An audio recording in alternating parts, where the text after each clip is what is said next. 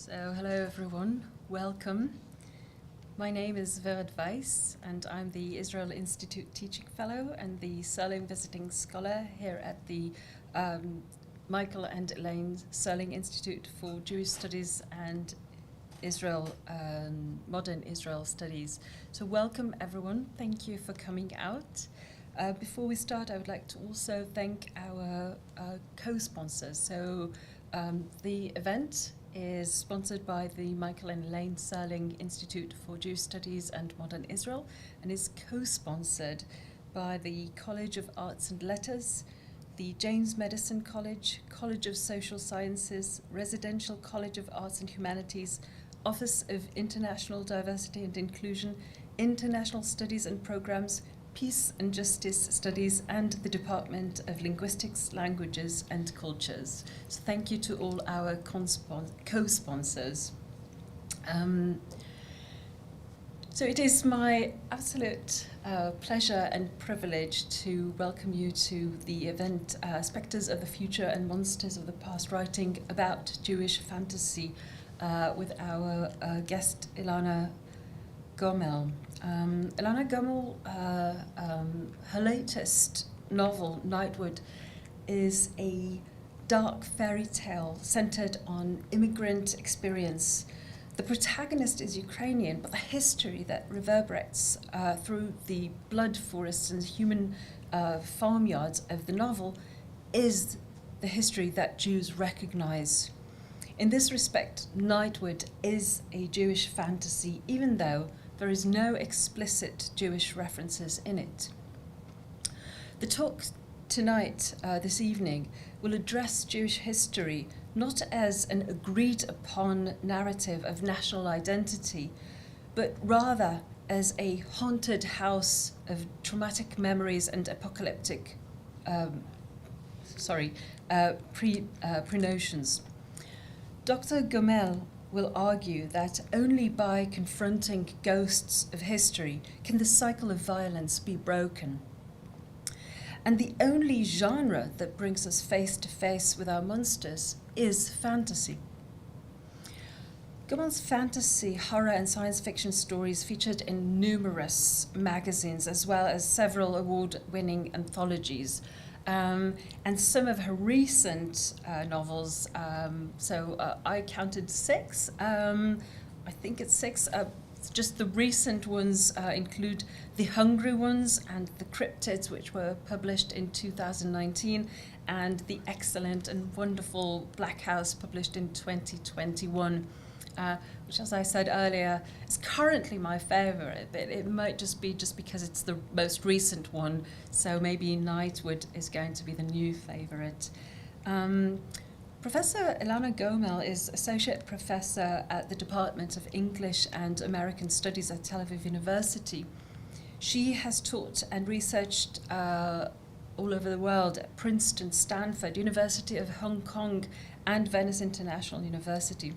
She is the author of numerous academic books and articles with subjects such as narrative theory, posthumanism, science fiction, Dickens and Victorian culture.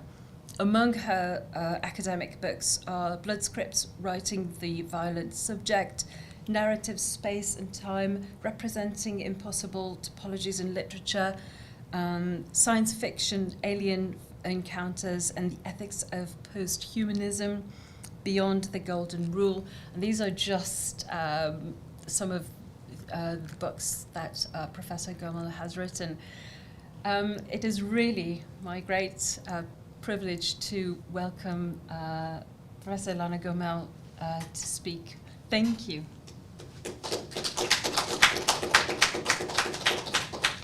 Well, first of all, thank you so much, Merit, for this beautiful introduction. Okay, I've been blushing throughout it. Thank you.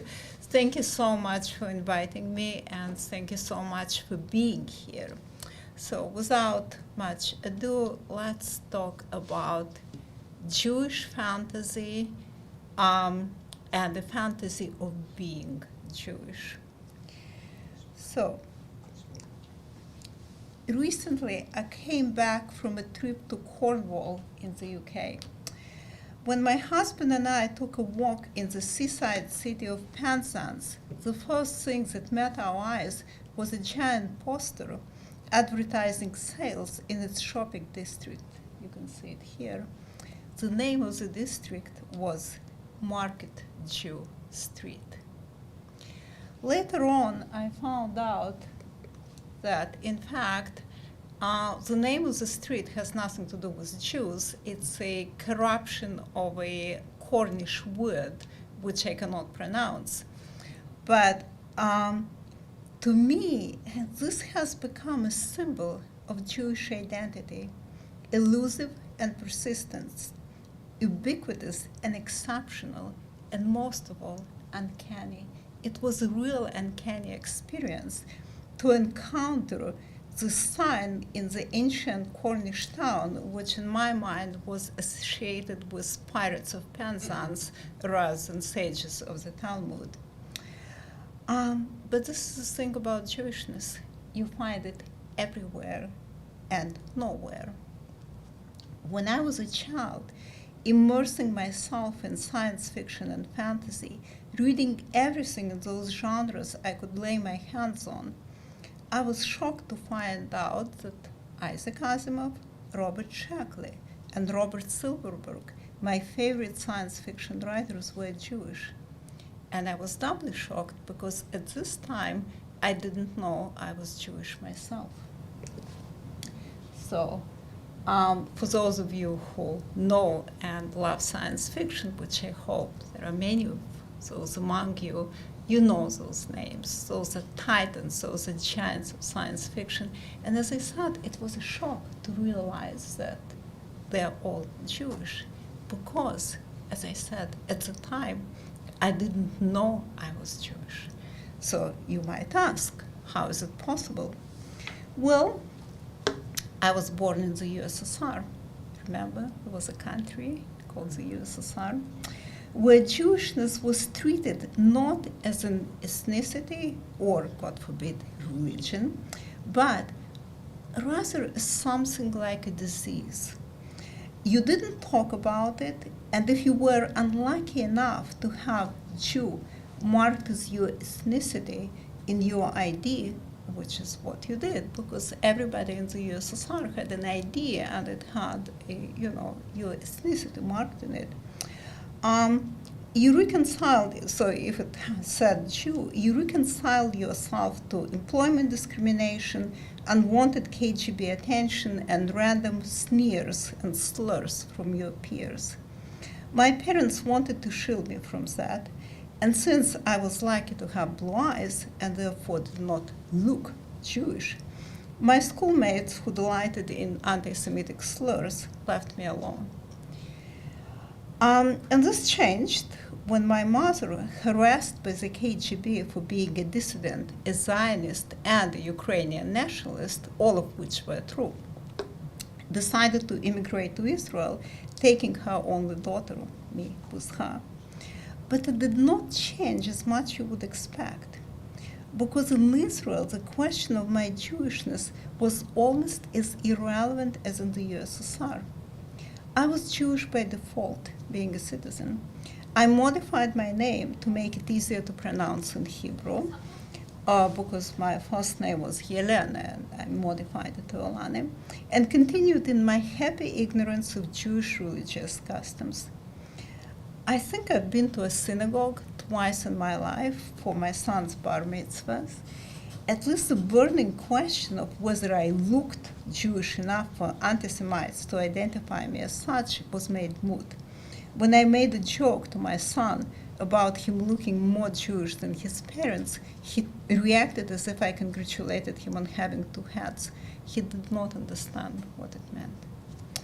Of course, my experience is unique to my circumstances, but it's also representative.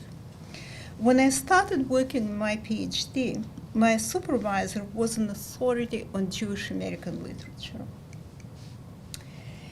And under her influence, I plunged to the thicket of critical debates, clashing definitions, and fierce disagreements. The deeper I dug, the more complicated the issue became. What is Jewish literature?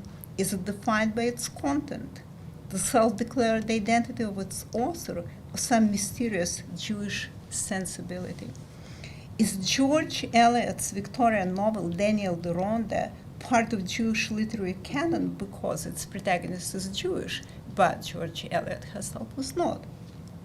Or Metamorphosis by Kafka, is it a Jewish classic, even though the word Jew is not mentioned?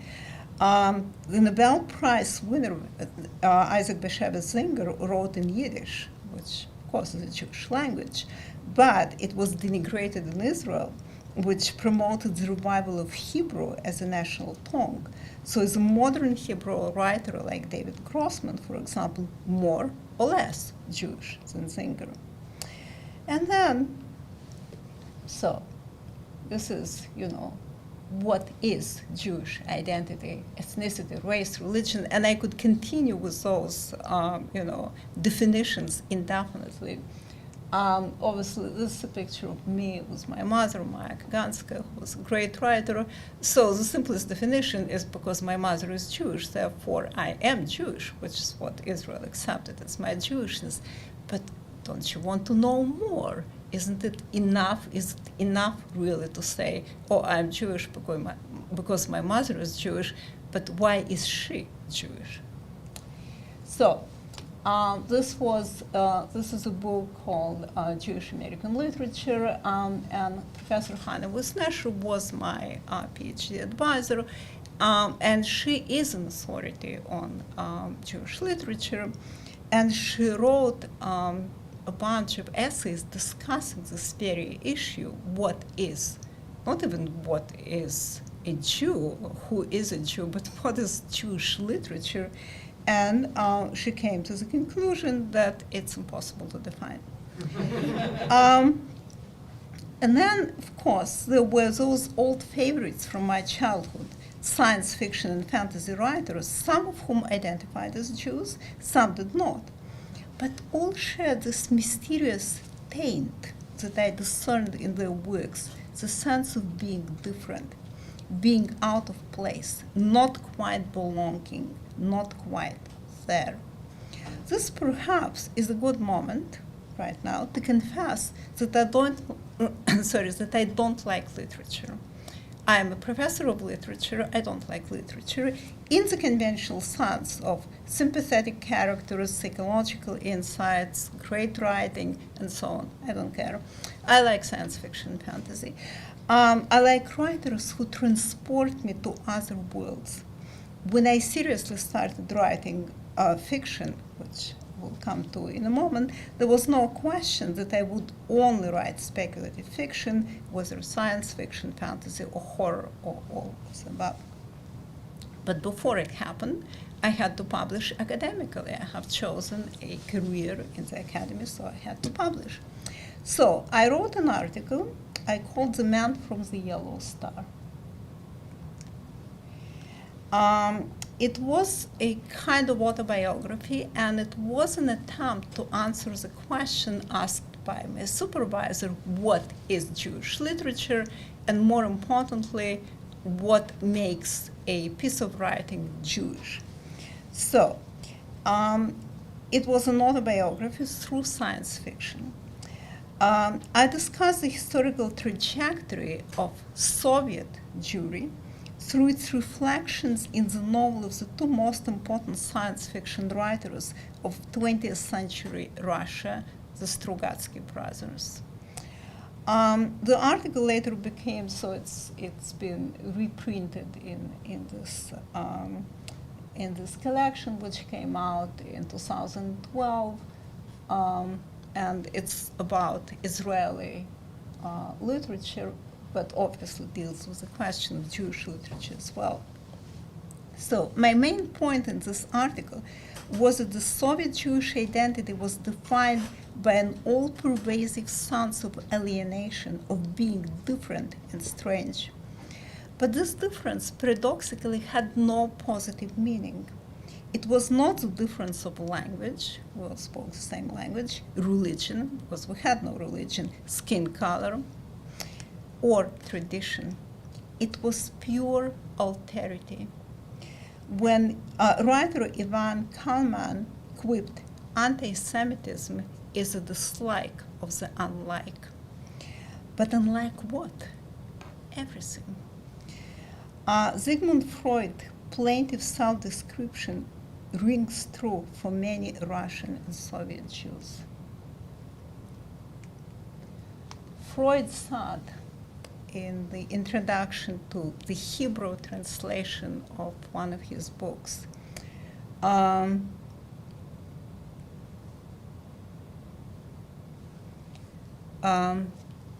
he was the one who is completely estranged from the religion of his fathers, as well as any other religion, and one who cannot take a share in nationalistic ideas, but who has yet never repudiated his people, who feels that he is, in his most essential nature, a Jew.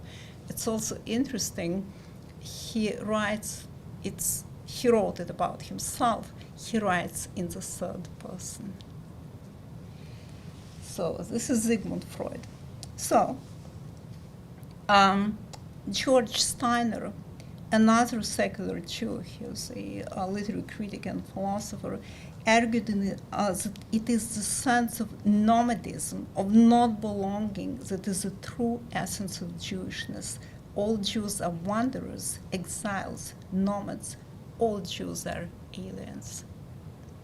If so, it makes perfect sense that Jewish literature has to be speculative. It's not that there is a Jewish science fiction written by or about Jews, but all science fiction is Jewish. Having come to this happy conclusion, I felt justified in abandoning all attempts to figure out the parameters of Jewish literature, so I disappointed my supervisor by saying, you know what, maybe I'll do some Victorian stuff instead. And shifting my academic interest to Victorians. I always loved H.G. Wells, the founder of science fiction, and Charles Dickens, a great fantasy writer, mistaken for a realist, and Bram Stoker, the author of Dracula. It was a relief to immerse myself in the worlds of the imagination and to leave Jewish wars of self-definition behind. And then I discovered that my brave new worlds were infested with anti-Semites. H.G. Wells, a great writer, still my favorite, offered a prescription for Jewish genocide in his 1933 Utopia, The Shape of Things to Come. And if you ask how it's possible to have a utopia about Jewish genocide, I can explain it later, but it is what it is. Dracula, a great book which I taught many times, it contains a very crude anti-Semitic caricature. And Dracula himself, even though he's not Jewish, he has been shown by many scholars to be a kind of avatar of the blood-sucking Jew. Even Dickens portrayed a very stereotypical Jew in Fagin of Oliver Twist, even though, as opposed to both Wells and Stoker, he later kind of atoned for it by creating a very positive image of a Jew in his last novel, A Mutual Friend.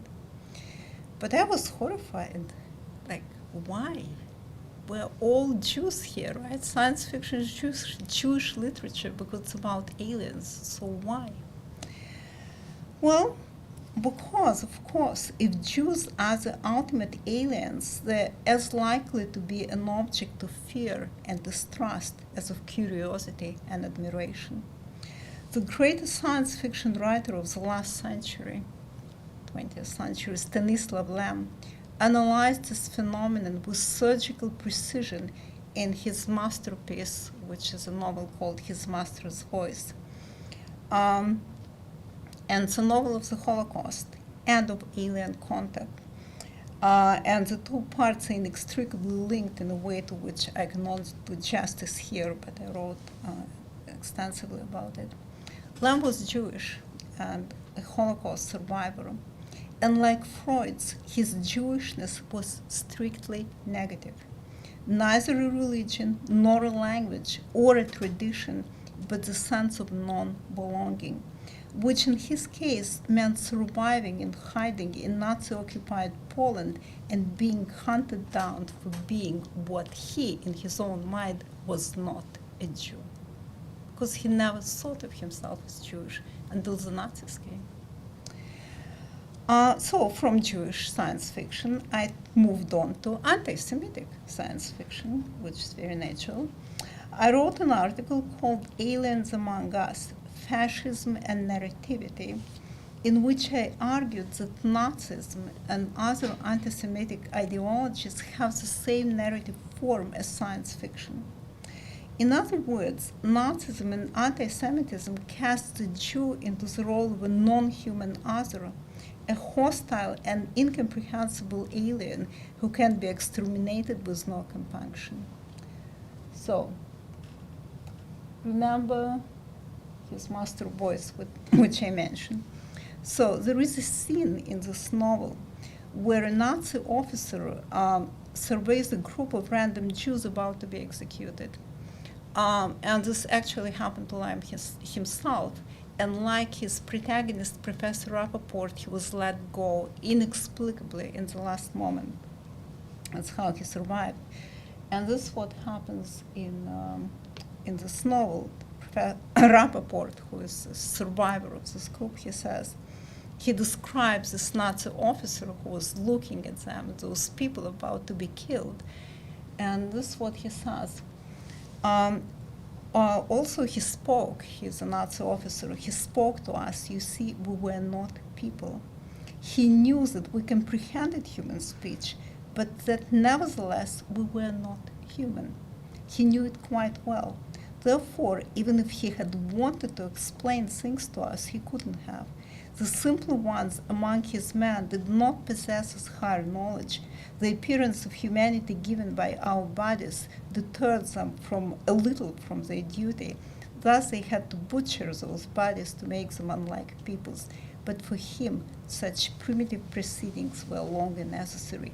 So what happens in this scene, he describes different behavior of the Nazi officer and the Nazi soldiers who were actually executing those people. So the Nazi soldiers would beat them up, and slap them or whatever. And the Nazi officer was like totally polite, totally like, he was the one who shot, with no compunction, no second thought, no hesitation, no nothing. But he didn't brutalize those people because for him it was not necessary. So in a kind of very paradoxical and cruel way, those soldiers who beat up those Jews acknowledged their humanity in a way in which this Nazi officer did not. So the convergence, and this is a very powerful moment in this very, very powerful novel where, and Lamb wrote at length about this fact that somebody can be so blinded by ideology that he literally can look into a human face and not see a human being, to see an alien, to see a creature of different species, and an alien can be killed. We all know about it. We all know what happens in those movies of alien invasions when aliens show up, and you just shoot because they're aliens. They're not humans. They're not like you. So the convergence between the narrative poetics of science fiction and anti-Semitism is well documented. Weimar Germany was awash in blood and soil racist fantasies, which, whether they name Jews directly or not, certainly contributed to the othering of racial minorities. It is important to stress, and this again I'm stressing here, that the othering was not metaphorical but literal. Lamb is correct in pointing out that the Nazi officer actually and truly believed that Jews were not human beings because the science of racial anthropology told him so. There are endless interviews with Nazi doctors, teachers, lawyers, and generals who claim the same thing, trying to explain how they, well-educated, well-meaning, dedicated people committed unimaginable crimes. Whether it makes them more or less morally culpable is a different question. I would say more, because believing absurdities, as Voltaire pointed out, is a direct route to committing atrocities. If you happen to believe that a particular group of people are not literally not people because your science tells them they're not people, it's an absurdity. And from here, it's direct route to committing atrocities. And we talked in Verit's class today about Josef Mengele. He is this officer, okay, who killed children with no compunction because they were not children, they were aliens. In any case, anti-Semitism and science fiction go together, even after the collapse of Nazi Germany. White supremacists have their own underground library of science fiction and fantasy classics, such as the infamous Turner Diaries that inspired the Oklahoma City bombing. But more insidiously, the narrative grammar of science fiction and fantasy itself, which depends on the confrontation between human and non-human, self and other, easily lends itself to appropriation by ideological zealots. In 1972, Norman Spinrad, a really interesting science fiction writer, wrote The Iron Dream. It's a novel, a fantasy novel written by the alternative history Adolf Hitler, who, instead of becoming the Führer of Nazi Germany, immigrated to the US in 1921 and became a science fiction writer. So it's a very disturbing novel, but also really interesting. The whole text of the novel is written by Adolf Hitler, who became a science fiction writer. The novel has as I said, it's a very disturbing novel because it has strong similarities with Tolkien, and Tolkien-inspired kind of fantasy. And it's also unmistakably a Nazi propaganda, even though the word Jew is not mentioned. He makes up his own word for dominators, I think. The tedious debate as to whether Tolkien was a racist or not, and this debate now is raging online with all those movies, whatever. Tolkien was not a racist, but it obscures the real issue: is the genre of fantasy itself racist? Well, to which I have my answer, but I don't want to give it here. But my question at this point in my career, academic career and writing career, was, where does this leave me? I started writing fiction seriously only about 12 years ago, after publishing a number of academic books, most of which have little to do with Jewish literature. I did write a memoir of sorts called The Pilgrim's Soul, being Russian in Israel, but it had to do with the Russian aspect of my identity, and today I would call it Ukrainian.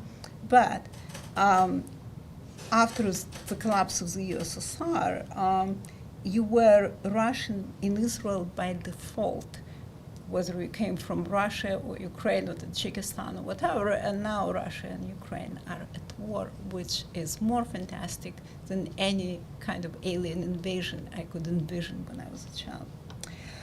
But still, there was this memory of finding out that Asimov, Lamb, and the Strugatsky brothers were Jewish, and feeling a thrill of what? Kinship, recognition, solidarity, based on what? If you feel solidarity with somebody or a group of people, there must be some foundation for it. So what was this foundation? Well, it's based on what all Jews living today have in common. We are the remnant, the children, grandchildren, and great-grandchildren of survivors. The Holocaust was only one in a series of disasters that regularly swept through Eastern Europe, leaving Jewish corpses in its wake. Historian Timothy Snyder called this region the Bloodlands, an image I used in my latest novel, Nightwood, turning it from a metaphor into a reality. But it had been a reality for generations of my Jewish forebears. History is inescapable because it makes us what we are. We're all chapters in a long book in which killers and victims, heroes and villains, self and other are locked in an endless unfolding narrative. Your identity is not your language, body, or face. It is your story. And the story of the Holocaust is a story of aliens, ghosts, and monsters. In 2010, the first significant anthology of Jewish science fiction and fantasy in a long time was published. It's called People of the Book. And it contained my story Going East, which was actually the first story I ever completed. It was not the first one I started, but was the first I ever completed, and I was so happy to have it accepted into this prestigious anthology. And it's called Going East. I wrote it after reading a book by Robert J. Lifton called Nazi Doctors, which contained extensive interviews with doctors who worked in Auschwitz. I recommend this book to everybody who wants to understand the psychology of genocide. And while the worst things in history have been done by good people, people convinced of their own rectitude and virtue, none of those men, most of whom, with the exception of Mengele himself, were executed after the Nuremberg trials, struck me as evil. So somebody asked me about evil in Verit's class today. They were not evil. They were worse than evil. They were true believers. Some of them knew that what they were doing was wrong from the standpoint of Christian morality in which they were raised, but they also believed that it was necessary in order to build the utopia of a 1,000-year Reich. And most of them also believed, or professed to believe, that Jews were not human. My story is written by one of those men. It is written in the first person. When I was writing it, I adopt the persona of somebody like Mengele, the persona of a Nazi officer and a Jew killer who is confronted with the demons of the people he is trying to exterminate, the monsters of the shtetl.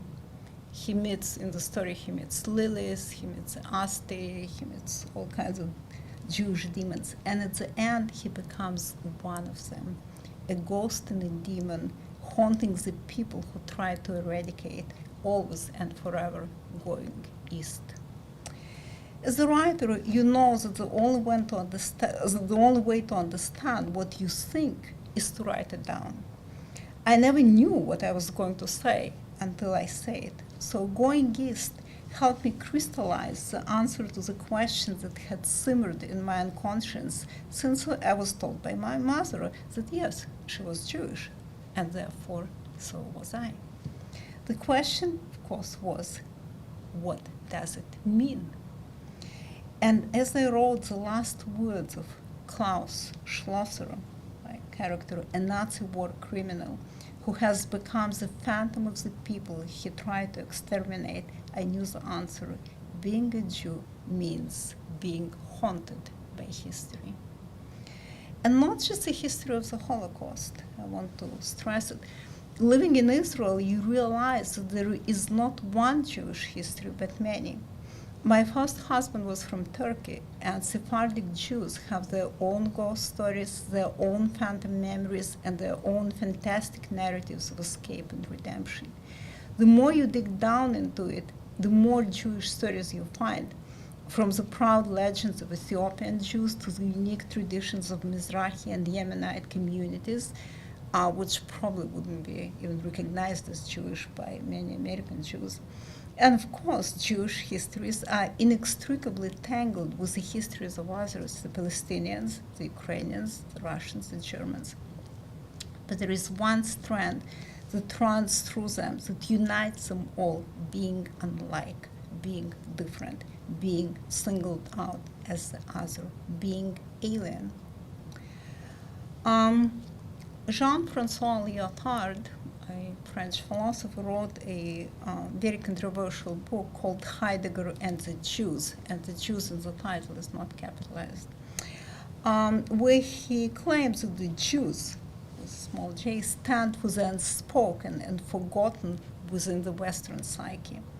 Considering that Heidegger, seen by some as the greatest 20th century philosopher, was a card-carrying Nazi, and I mean he was a member of the Nazi Party, one may feel rather dubious about such sweeping claims, but there is something to it. Much more sympathetic scholars of Jewish history made a similar point. Aaron Rodriguez argues that because of the initial positioning of Judaism in relation to Christianity as its closest rival and opposite, Christian anti-Judaism has created a template for the fear and hatred of the other, which was reproduced over and over again. And that's a Christian, anti-Semitism. Not all anti-Semitism, obviously, is Christian, but he claims that Christian anti-Semitism became like a model for hatred and fear of the other, the alien. The Jews became an all-purpose signifier of difference. Sandro Gilman points to the elasticity of anti-Semitism. Jews have been excoriated for their religiosity and for their atheism, denounced as communists and as capitalists, feared for their racial solidarity, and despised for their ruthless cosmopolitanism. The other is often hated and feared, occasionally admired, but it's never the same as the self. Ultimately, the Jew is the alien whose only distinguishing feature is that he is an alien. So, as a writer, an academic, a ruthless cosmopolitan by inclination, an immigrant twice over, where does it leave me? It leaves me with aliens, phantoms, ghosts, and monsters. It leaves me with a contrarian position in which I embrace whatever is different, strange, marginal, and rebellious. It leaves me with distrust for utopias, which are an attempt to put an end to the ever-unfolding multiple narrative of Jewish identities. It leaves me with history. My 3 recently published novels, big novels, The Cryptids, The Hungry Ones, and Black House, which I'll talk in a second, have nothing to do with Jewishness, at least not ostensibly. The Cryptids is a sci-fi about, it's set in California, and it's about an alien invasion of sorts. The Hungry Ones is dark fantasy set in a different world from ours, like it's not Tolkien-esque fantasy, but it's a classic fantasy, and so is Black House.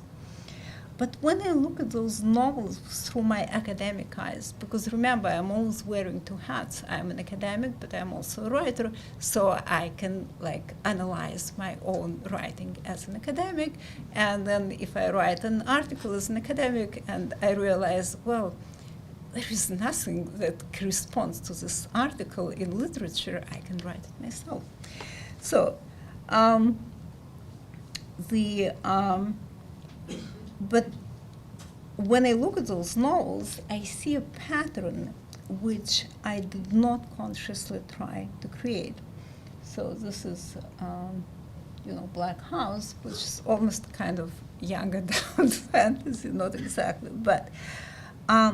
And the pattern is that each of those novels involves phantoms of history, of our history, not a kind of pseudo-medieval history you can find in Tolkien, real history, the history of us today. So the Cryptids, for example, raises the issue of historical contingency, because, spoilers alert, the aliens that turn California into a kind of monster-infested wasteland are not from a different planet. They are ourselves. They are Homo sapiens as we have evolved or devolved in a different timeline. The Hungry Ones is my darkest novel, and it grows out of my readings about mouse famine in China. We in the West, we don't know enough, or maybe we don't want to know, about the horror of this utopian transformation that starved to death 40 million people.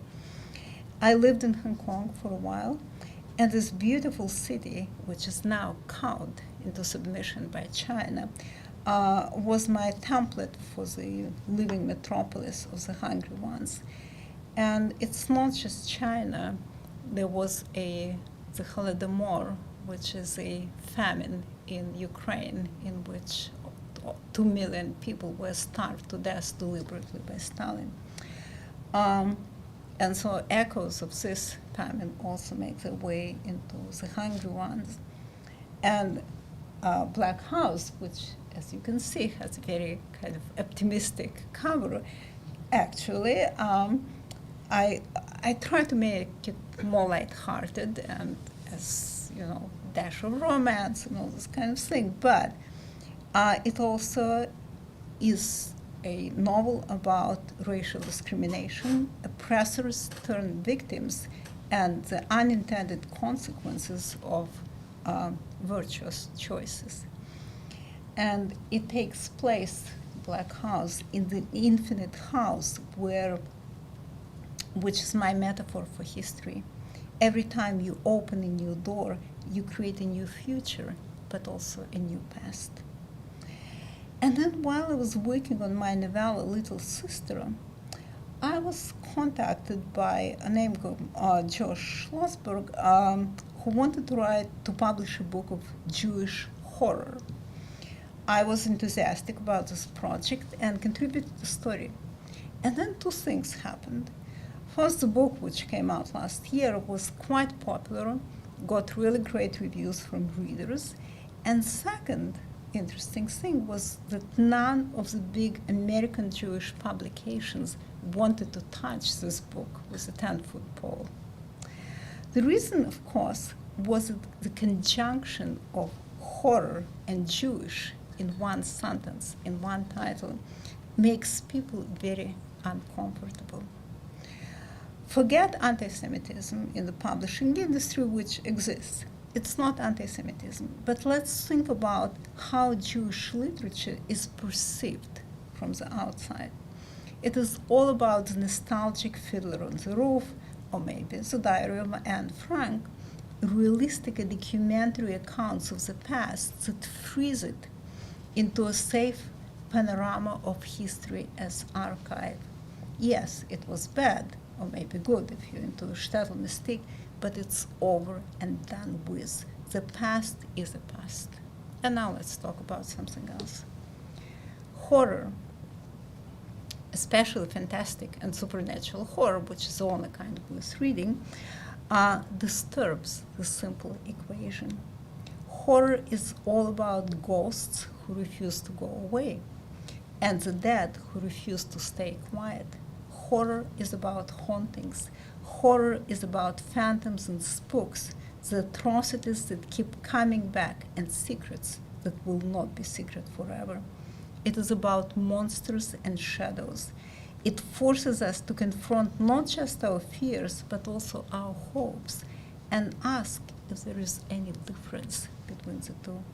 After all, probably the most famous specter in history comes from Marx, the specter of the future, which he tried to shape and which eventually got away from him. I'm quoting from Marx's The Communist Manifesto, which begins, "The specter is haunting Europe, the specter of communism." It was written more than 150 years ago, and it's as true today as it was in 1848, except when Marx wrote it, it was a specter of the future. Now it's a specter of the past. And so I started to define myself as a horror writer, not just fantasy or speculative fiction writer, even though most of what I actually write fall into the category of science fiction, dark science fiction, but defiantly I define myself as a writer of horror, a monster hunter, a ghost and phantom tracker. If I were to access my own writing as an academic, I would say it's totally wrong. You don't write horror, you write fantasy. But I would disagree. Let's not split hairs, it doesn't matter for now. History, especially Jewish history, is filled with horrors. And the only way to come to terms with them is through the power of the imagination. You have to confront your monster. You have to say, the thing of darkness I acknowledge. Right? By the end of this year, 2 more novels are going to come out. So Nightwood, which already had some positive critical attention, is a dark fairy tale about a Ukrainian bride in California who enters a fantastic realm where nightmares of history and folklore blend together. The blurb of the novel is, as you can see, all fairy tales were history once, and it's true. Fairy tales, actual fairy tales, have historical foundations. Hansel and Gretel, for example, were running away from the Black Death. And Jack the Giant Killer reflects Celtic wars with Romans and Saxons. Beauty and the Beast, the original Beauty and the Beast, reflects the waning of the classic antiquity and the rise of monotheism. But especially for Jews, the connection between storytelling, fairy tales, and history is ingrained in our very bones. The Bible is a chronicle and a compilation of myth and legend, and many of them with fairy tales elements. Nightwood is not autobiographical. When I was interviewed recently about this novel, the interviewer asked, "Oh, are you like Allie?" That's her name, Elana. And I said, "Absolutely not. She's not Jewish. I didn't come to California as a mail order bride, as she is." And the novel was actually written before, the events in Ukraine, before Putin's invasion. But it is a kind of tribute to the country of my birth, which I do not consider mine anymore, but whose language I still speak, and whose tales, Ukrainian fairy tales, shaped my childhood. It's a story set in the bloodlands, where the blood that has been flowing for generations is from all sides, both sides of my family tree.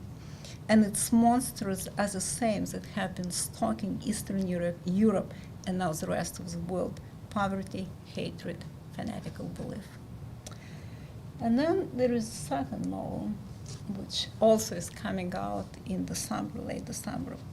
It is my most explicit attempt at historical and political science fiction. As I said, until now, all the science fiction, fantasy, horror novels, they could be read as being political, because everything is about politics in some sense, but not explicitly so. But this is explicitly a political fantasy novel. It's a fantasy novel.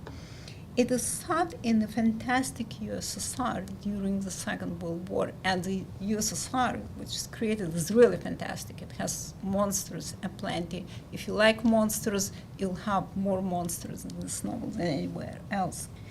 But it features a protagonist who I hope my readers will simultaneously love and totally hate.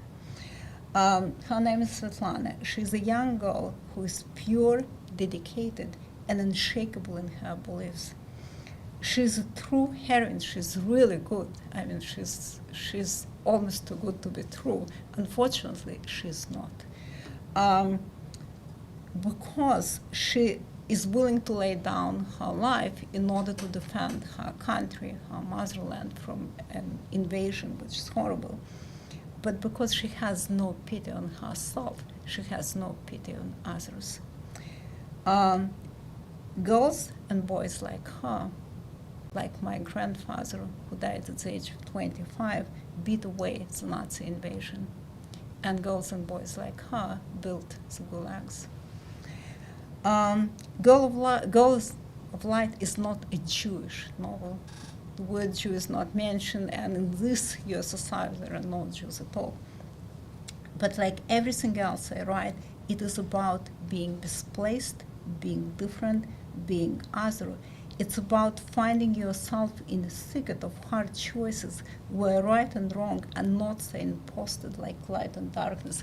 Her problem, her mistake, is that she thinks that light is always light and darkness, and it's always darkness, and it's not true. We all live in twilight. We all live in twilight where we have to make difficult choices and where it's not clear which right choice is. And so, because of that, because it's about history, because it's about choices, because it's about morality, like everything else I write, it is about Jews.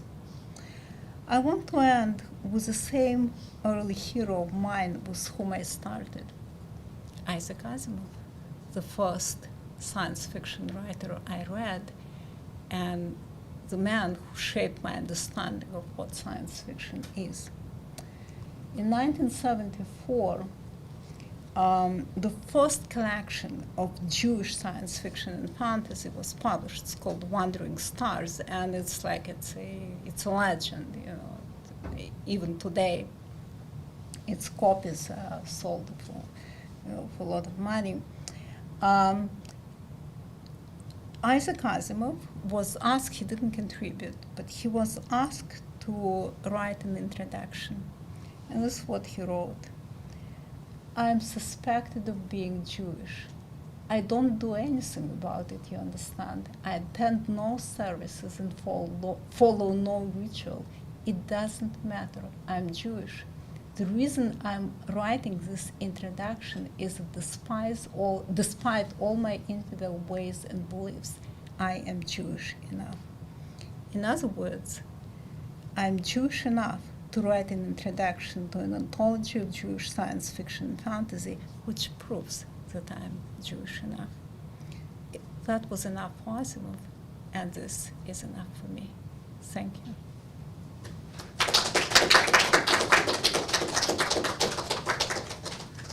Thank you so much. Do I need to use the microphone? I don't. Well, it depends on. So now Q&A, which is always the best part of any lecture.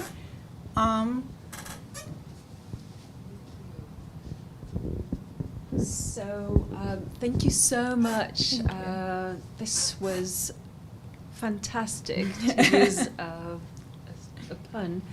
And I have a lot of questions, but we would like to first open this up to questions from students. So I invite you.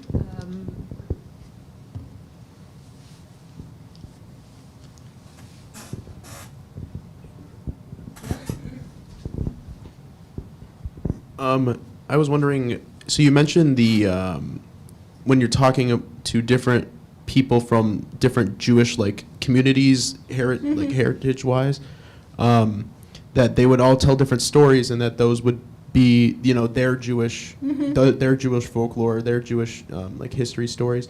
Did you ever find similarities, or that someone was telling the same, different communities were telling the same stories but in different contexts, if that makes sense, and how they related? And was it often about these did they always have a meaning behind them, or were they just stories? That's a really great question. So actually, no. I told you, so my first husband was from Turkey, so I go to Turkey, and meet those Sephardic Jews, and I have nothing in common except they all speak French, which I don't speak, but they all love Western literature. And when they learned, I was studying at the time, and they were very impressed. So later I started learning a little bit about the stories and so on. And what I find, no, the stories are very different. I mean, they read the Bible, obviously, being Jewish, but I'm talking about folklore. But still, there is this, a lot of the folklore deals with the expulsion from Spain, 1492, and what happened. And there are all kinds of, some of the stories are really horrifying and some heartbreaking, and stories about Marranos, those are cryptid Jews, people who converted to Christianity and were persecuted by the Inquisition and so on. So you have this underlying similarity, persecution, fear, hiding, ghosts, But apart from that, no, those are different stories, and the sensibility is different from the shtetl, Eastern European Jewry, which, and actually like Sephardic stories better. So the different stories, but they do have like common themes, fear, persecution, survival. But other than that, no, really different stories.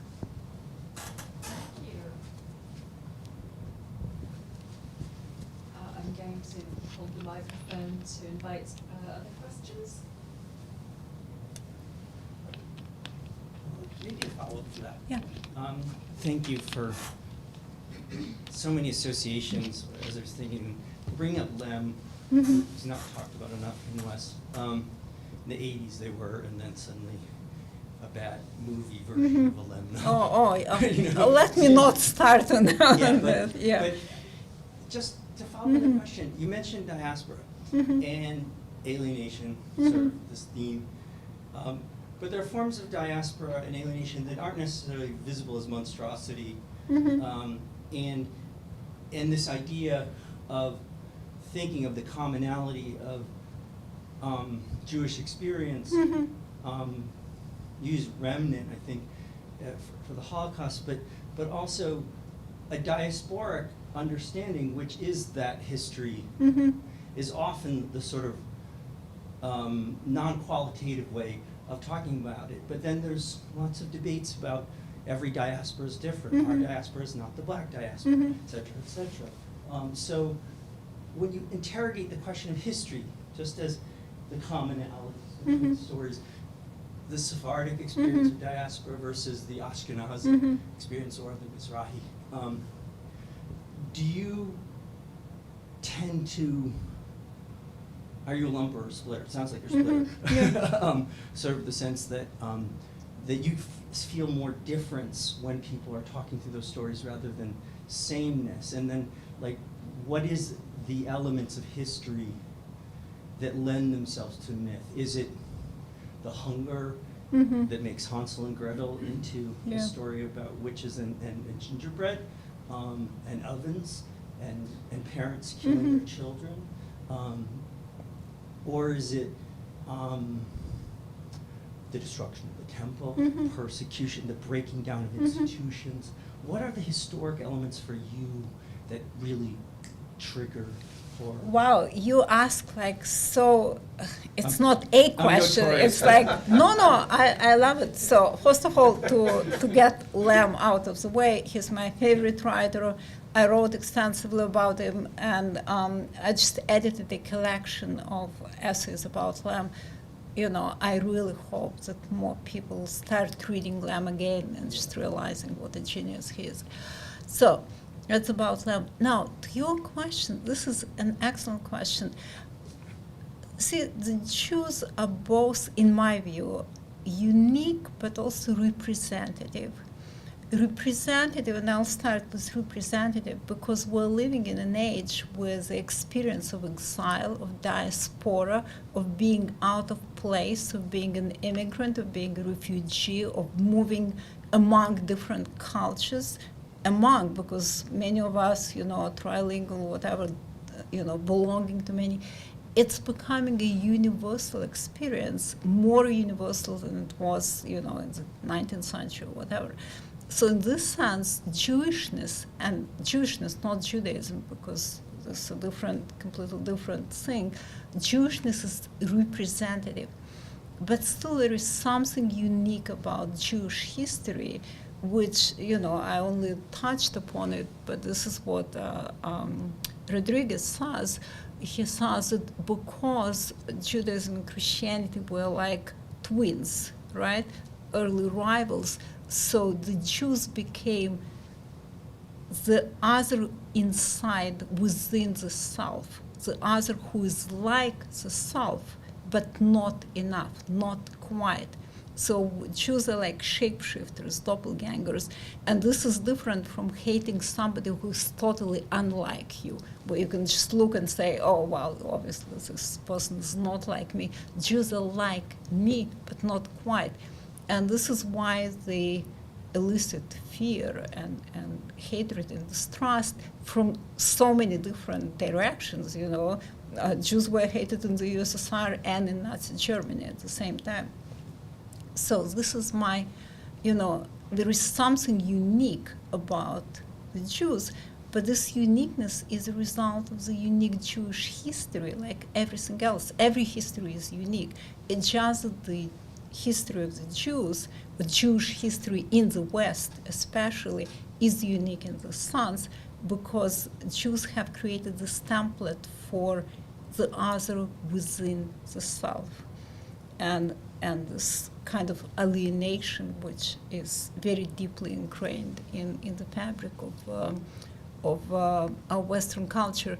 But I'm not claiming that it's unique in the sense, as I said, there are plenty of diasporas, you know, black diaspora, Chinese diaspora. When I lived in China, I constantly heard from people, oh yeah, you know, Jews and Chinese were so similar.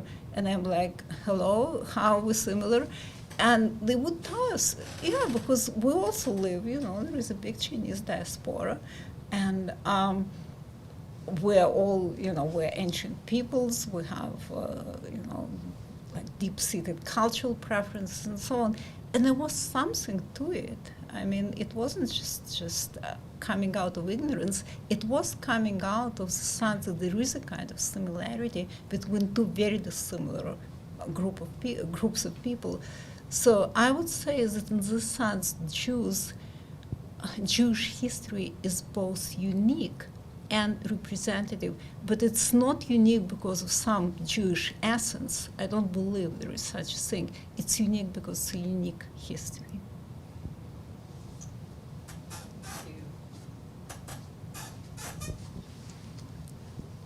I also, working? Yes.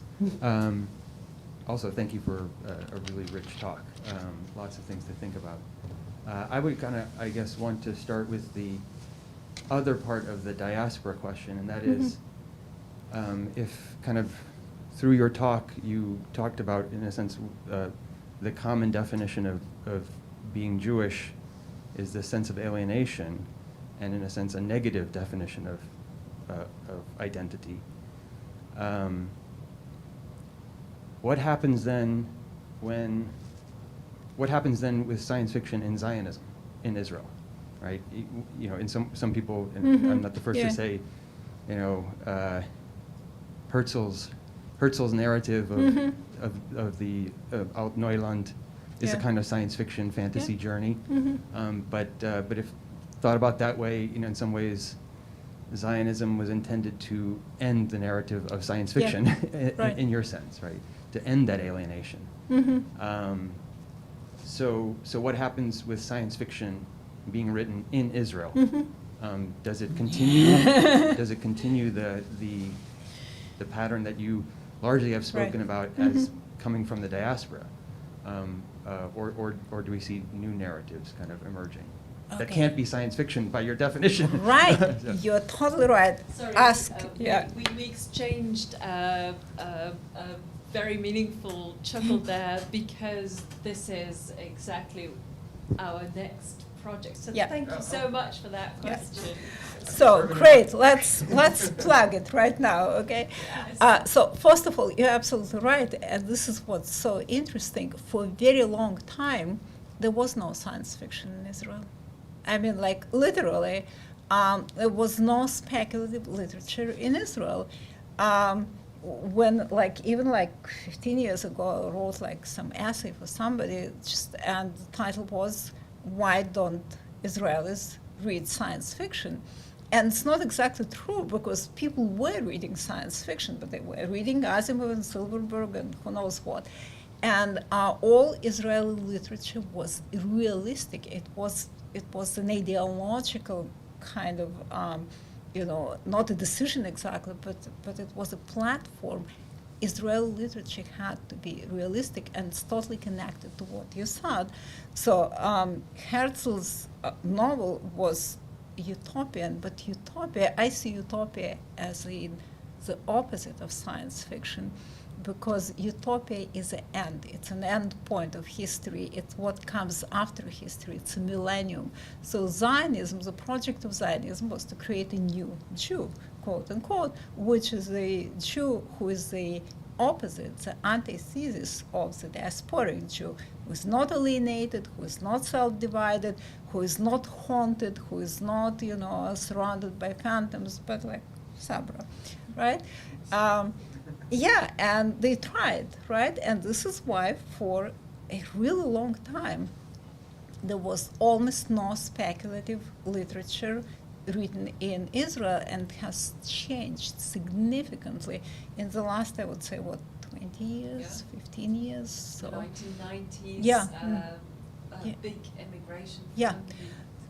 From, That's right. Exactly. The So. former USSR. Yeah, so the Russians, the huge immigration from the USSR who came in and brought their own sensibility and brought their own Strugatsky brothers and all of that, and they were the first people to read and write in Russian science fiction in Israel, and then it changed altogether because, and there are all kinds of, I'm sure you can talk more about it, the splintering of the Zionist project itself, post-Zionism, the sense that, this is not utopia. Whatever you think of Israel, it's a country in history. It's a country with history. It's a country haunted by its past and haunted by its future and haunted by its present, as we know, it's especially today, right? So, in a sense, the return of a historical imagination to Israeli culture brought about not the rise of historical fiction, as you might expect, but the rise of speculative fiction. So it's a very interesting shift that happened in Israel, in Israeli culture, in the last 20 years or so. And suddenly you have Israeli vampires and Israeli zombies and Israeli monsters and Israeli ghosts and Israeli science fiction. And there had always been, even before, like a small and very dedicated community in Israel of science fiction fans who like sat in dark corners and published their own little fanzines, and now it has become mainstream. So it's a really significant, very interesting development, and I invite you to read our book when it's published. Yes, Mhm. please. The story you're kind of narrating about the emergence of science fiction in Israel, if I kind of widen that out a little bit and maybe talk about speculative fiction, Yeah. would we go back to the 80s and talk about like Grossman, Eine Ahava, Yeah. as a kind of haunted novel that it's not science fiction, but there is a speculative element of the haunting in the basement, Right, and then right, kind of right. a transportation to another time and place in the past. So it seems consistent with what you're saying about an emergence in the 80s Yeah. in Israel of, okay, now we can start talking about the Holocaust Yeah. in a way that we haven't before, that Yeah. has been repressed. Yeah. And that novel is at least one kind of Oh no, important moment I of that. totally agree. I'm talking about speculative fiction, like in a strict generic definition. But definitely, ghosts are always with us. The more you're trying to escape them, the more they're like knocking down the basement and showing. So yeah, I totally agree. Thank you. Any other questions from our audience? Yeah, you can answer. I have another one.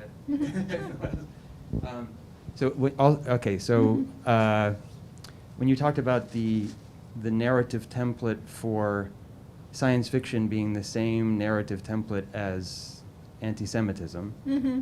there was a third template that kind of came to mind, because you said it's essentially the encounter with the other Yeah. that is the narrative template Mhm. for both. My own research is on kind of literature and anthropology, which is where my interest in science fiction comes in.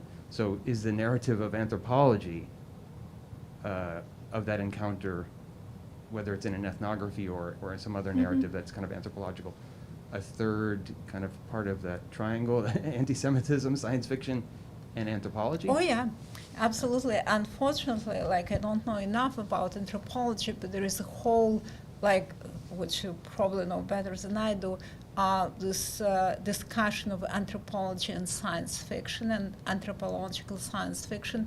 And yes, the only encounter with the other we have had so far is the encounter with the cultural other. So you can look at, I think there was a book about, I forgot what it's called, about the discovery of the New World, right? And analyzing it as this paradigmatic narrative of encounter with the totally other, with the radically other. So yeah, my point about anti-Semitic and Jewish science fiction was that it's the same template, just seen from different points of view. You know, you encounter an alien, and you can either embrace or try to understand it, or you can exterminate it. And I don't need to tell you what happens in most alien encounter movies and books. You know, you start blasting. And again, you know, I wrote a whole book about it. Very often, you don't even need to like explain why aliens should be killed, because they're aliens. And it's okay to kill them because they're not human. So yeah, you know, and we all know how it worked out in anthropology, and there is a whole 19th century racial anthropology, and a lot of it reads like science fiction. They look at those people, and they look at them like, you know, like Martians or something.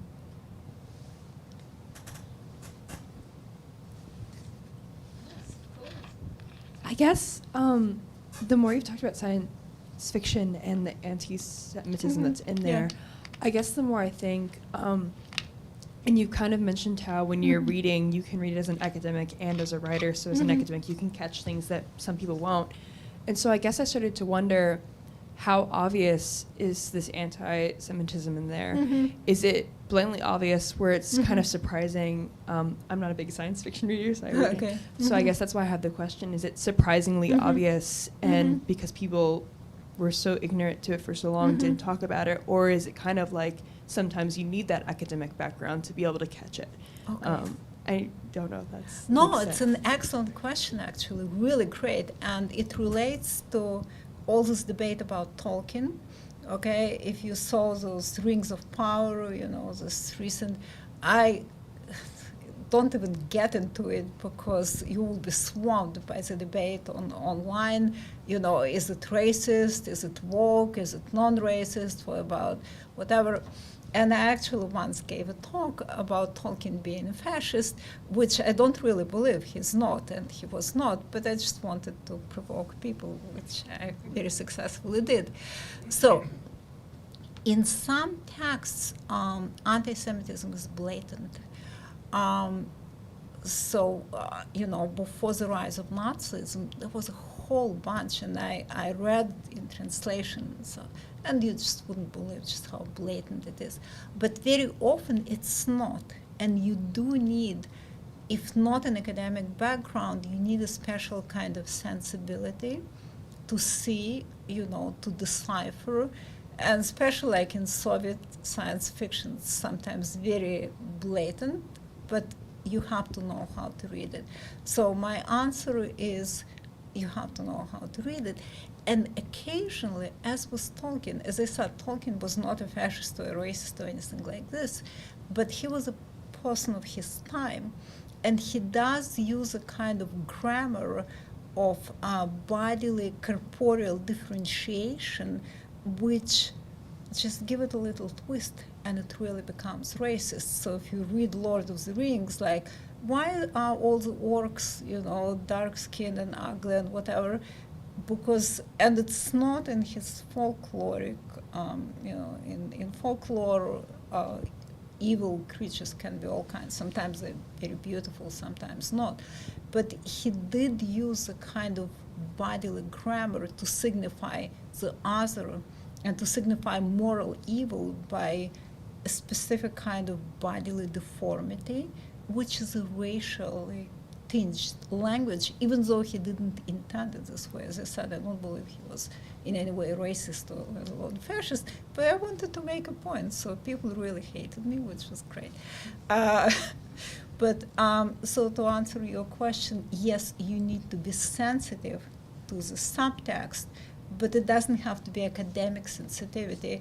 If you read as a Jew, there should be a book about reading as a Jew, when you read all kinds of things that may not be obvious to somebody who is not reading through this particular lens. Thank you. I might jump in with a Yeah. question. So obviously I've got a lot of them, but Mhm. something that we discussed and continue this conversation about the difference between Jewish speculative Mhm. fiction and Israeli speculative fiction.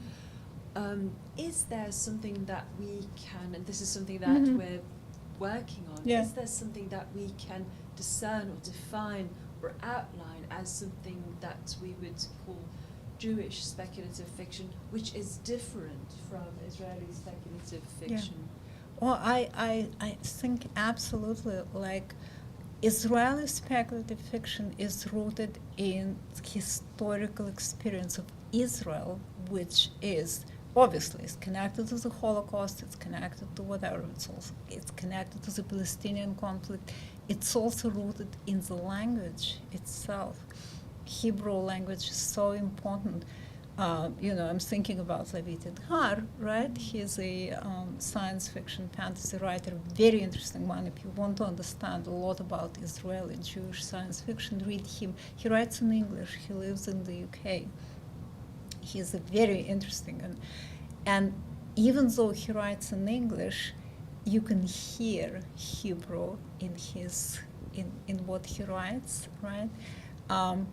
And his sensibility is not a Jewish sensibility. He's an Israeli. He doesn't like Israel, let's put it this way, okay? But it doesn't matter, It doesn't matter where he lives. It doesn't even matter what language he writes in.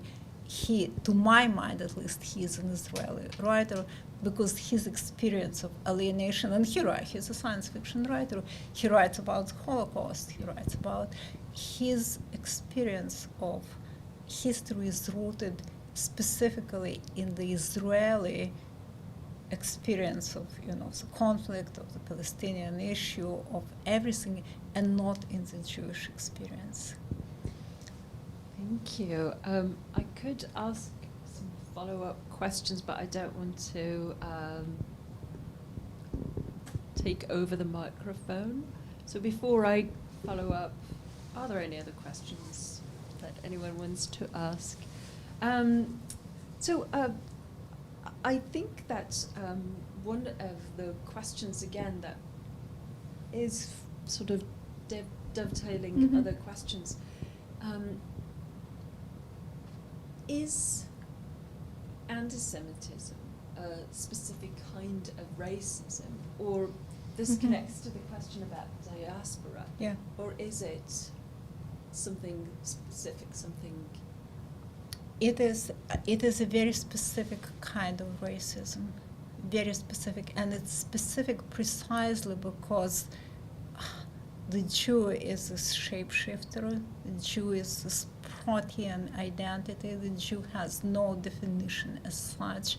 Like it may be religious hatred, as it was throughout the Middle Ages, but not only. Marranos in Spain were hated and persecuted even though they converted to Christianity. So religious conversion did not expunge religious hatred. And then it's racial hatred, but the Jews are not a race. There is no, it's a ridiculous idea even. But the Nazis did believe, and 6 million Jews died because of this belief, which even in the face of it is absurd. Like, look at us, how are we racially different? So, because the Jew has no positive, let me put it this way, it's not true. Jews create identities for ourselves. Each of us, we have to decide what it means being Jewish for us, you know. But for anti-Semites, they impose their hatred upon us, whatever it is that they hate, and we become whatever they don't want to be, whatever they are not. So in this sense, it is different from other kinds of racial hatred. There are similarities, though. I don't want to get too far into, you know, discussions of genocide, but there have been genocides, one of which, for example, is the genocide in Rwanda, where the whole foundation of this genocide was a totally like, I mean, it was totally imaginary racial theories. The belief the Tutsis were a different race from the Hutus. They were just exactly the same people. But because of that, 800,000 people died. So once again, it was a purely ideological, a phantom, a kind of ghostly genocide. And those are the worst kinds, because the difference is not self-evident, it's not apparent, it's not written on the body, so you have to create it. And you create this narrative, and then violence itself reinforces this narrative. The more violence you unleash, the more this narrative becomes ingrained. So it's literally written in blood. So as I said, anti-Semitism is not unique, but it is different, at least in the Western context, from other forms of racism. Thank you. I think it's an interesting, this is not a question, just a comment. It's an interesting observation about in-group, out-group, and self-definition as opposed to definitions that are imposed upon us from the outside. I think we are coming close to the end of our time. And I want to, first of all, I wanted to thank you so much for a wonderful talk and for answering our questions. And before we conclude, I want to mention our next event, which will be on November 16th, titled Fifth Time's a Charm, analyzing the fifth Israeli election in 3 years by Dr. Yael Aonov. The elections are now, I think they're closing, so we look forward to that discussion. And in the meantime, with a very hopeful ending to a wonderful talk, please join me in thanking Professor Elana Gomel. Thank you so much. Thank you. Thank you. Thank you. Thank you so much. It's been a pleasure being here. Thank you, Vered. Thank you, Els. Thank you for inviting me. Thank you for really great questions. Like, you gave me so much to think about, and it's been a pleasure. Thank you so much.